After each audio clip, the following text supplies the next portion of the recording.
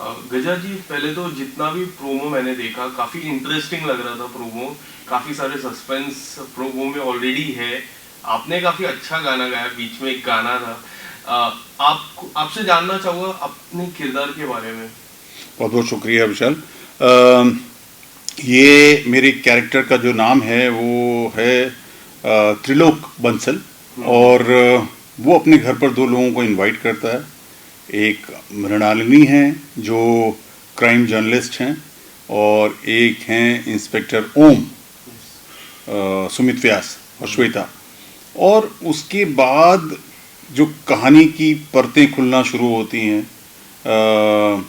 तो ये अपने अपने पहेली है कि कौन विक्टिम है और कौन गुनहगार है। वो परतें खुलेंगी इस टेली प्ले में जब लोग देखेंगे। लेकिन कह सकता हूँ कि ये जो बंसल है वो सीधा साधा सा कैरेक्टर है, और लेकिन सभी कैरेक्टर्स का अपना एक पास्ट है और एक प्रेजेंट का एक उधेड़बुन है, गुत्थियां एक मतलब है बहुत सारी। तो वैसा मजेदार होने वाला है। आपके लिए कितना चैलेंजिंग था ये रोल प्ले करने के लिए? इस तरह से चैलेंजिंग था कि ये थ्रिलर मैंने नहीं किया है बहुत समय से, और उसमें और जब इस तरह का कैरेक्टर होता है तो उसके पास, जैसे आप ह्यूमर करते हैं तो उसके अंदर आपके पास बहुत सारा डिवाइसेस होते हैं जिसमें आपको पता है कि आप कहीं पर ह्यूमर क्रिएट कर देंगे, या आपकी जो डायलॉग्स ऐसे होते हैं कि जहाँ पंच हैं, को एक्टर के साथ कुछ मज़ा आ जाएगा उसके अंदर और वो ऑडियंस उसको लाइक कर सकती है। लेकिन यहाँ पर वो सब टूल्स नहीं होते हैं। आप बेबस होते हैं थोड़े से, पूरी तरह से डिपेंड करते हैं कि कहानी कैसी लिखी गई है, संवाद कैसे हैं, को एक्टर्स के साथ आपका कैसा जुगलबंदी हो रही है। तो और प्ले में बहुत समय से करना चाह रहा था, रंगमंच के साथ जोड़ना चाह रहा था, क्योंकि मैं दिल्ली में थिएटर करता था और आकर्ष को मैंने बोला था कि बहुत समय से उनके पीछे पड़ा हुआ था कि मुझे थिएटर में अपने मौका दें। तो उन्होंने बोला कि मैं स्टेज के लिए तो नहीं, अपना एक टेली प्ले कर रहा हूँ, उसमें आपको मैं एक पार्ट देना चाहता हूँ। और मैं फटाक से वो हाँ कर दिया मैंने। आपको इस मीडियम के बारे में क्या कहना चाहोगे, जो टेली प्ले, जो एक नया मीडियम है, टेली प्ले जो हमारे दर्शक घर पे देख सकते हैं इसका? उसमें यह है विशाल की स्टेज पर जो नाटक देखने का जो रोमांच होता है, जो मज़ा होता है, उसको आप कहीं और उसको लेकर नहीं जा सकते। उसका कोई कंपैरिजन नहीं है, हो ही नहीं सकता है। उसमें जो आपको इंस्टेंट रिजल्ट मिलता है अपने अभिनय का, अपने काम का, ये वैसा ही है जैसे आप किसी से प्रणय निवेदन करें कि तुम मुझे बहुत पसंद हो, और मुझे उसी समय तुम्हारे चेहरे पर, मेरी प्रेयसी के चेहरे पर वो नज़र आ जाएंगे भाव कि वो मुझे पसंद कर पा रही है कि नहीं कर पा रही है, या चाहती है जीवन में मेरे साथ जीवन बिताना चाहेगी कि नहीं चाहेगी। दूसरा है कि मैं फैक्स करूं कि मुझे तुम बहुत पसंद हो, और वो फैक्स से रिप्लाई करे। तो मैं किस चीज़ से वंचित हो गया? वो जो मुझे इंस्टेंट मुझे सामने चेहरे के भाव दिखे, उससे मैं वंचित हो गया। तो जो स्टेज पर जो होता है उसका वो जो, अगर मैं एग्जांपल सही दे पा रहा हूं, तो वो अनुभव जो है वो मिस करते हैं। लेकिन एक दूसरी चीज़ ये आती है कि कुछ नहीं से कुछ बेहतर, कि अगर आपने कभी थिएटर नहीं देखा है, आपके शहर में रंगमंच की गतिविधियां नहीं होती हैं, और आपको नाटक देखने का शौक है, क्योंकि नाटक क्या होता है, रंगमंच, इसके बारे में सुना सबने होता है, क्योंकि पढ़ा होता है, कहीं ना कहीं किसी नाटककार का नाम सुना होता है।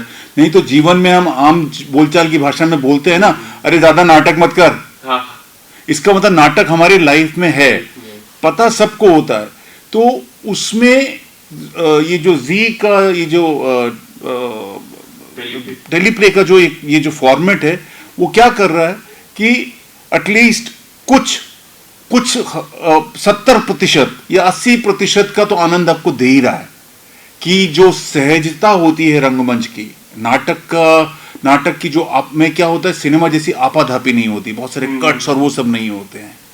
और तो वो मुझे लगता है कि वो प्रेषित होगा दर्शकों तक। और दुनिया भर में कहा जा रहा है, माना जा रहा है कि रंगमंच ओवरऑल ग्रोथ के लिए बहुत अच्छा है। बच्चों की पढ़ाई में भी इस्तेमाल होता है, स्कूलों में इसका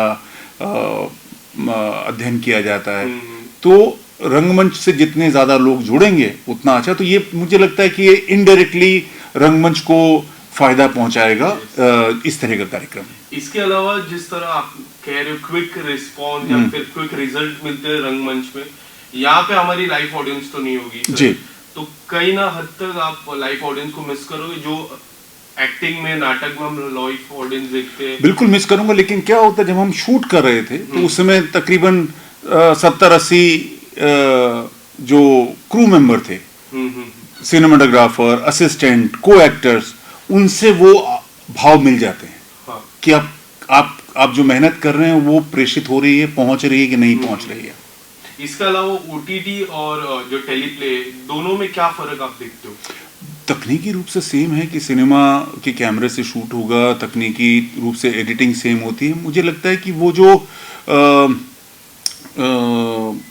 ओटीटी में जो एक जो कहानियों में, शो में एक कई बार खिंचाव होता है, या उसको 6 एपिसोड करना ही है या 8 एपिसोड करना ही है, ये एक घंटा 1.5 घंटे के अंदर एक पूरी कहानी शुरू से आखिर तक आपको पहुंच रही है। और उसके अंदर आपके जो कमर्शियल लिमिटेशंस होते हैं कि आपको इसको ग्लैमर दिखाना ही दिखाना है, आपको ये यूथ को पसंद आना ही चाहिए, ये सब उसमें नहीं होता है।